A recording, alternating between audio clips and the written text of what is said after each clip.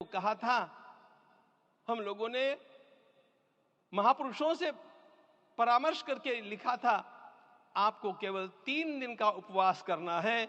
आपने 11 दिन का संपूर्ण उपोषण किया।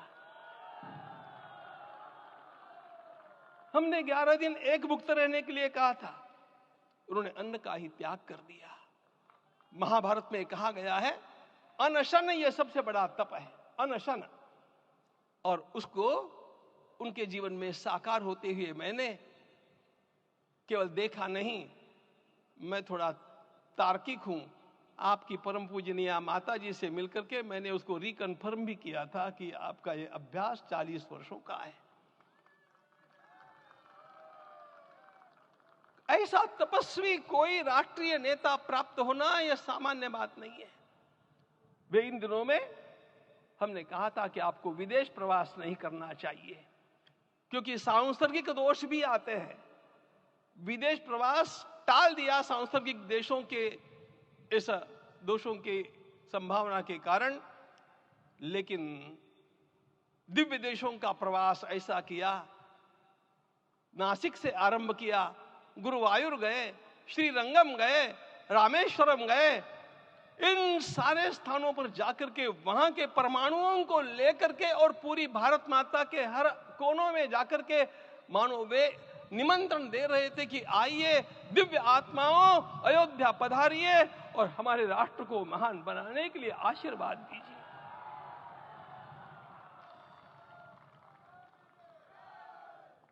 हमने केवल कहा था 3 दिनों तक आपको भूमि शयन करना चाहिए।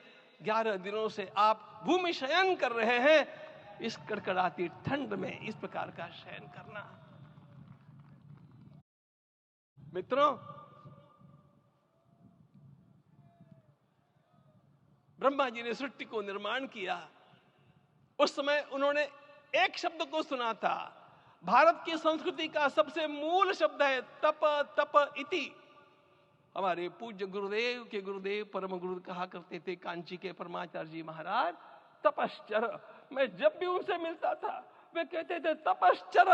आज तप की कमी हो गई है और उस तप को हमने साकार आप में देखा। मुझे इस परंपरा को देखते हुए केवल एक राजा याद आता है जिसमें यह सब कुछ था, और उस राजा का नाम छत्रपति शिवाजी महाराज। छत्रपति शिवाजी महाराज। मित्रों, लोगों को पता नहीं है शायद, वे स्वयं जब मल्लिकार्जुन के दर्शन के लिए श्रीशैलम के ऊपर गए, 3 दिन का उपवास किया, 3 दिन शिव मंदिर में रहे, और महाराज ने कहा कि मुझे राज्य नहीं करना है, मुझे संन्यास लेना है, मैं शिव जी की आराधना के लिए जन्मा हूं, मुझे संन्यास लेना है, मुझे वापस मत ले जाइए।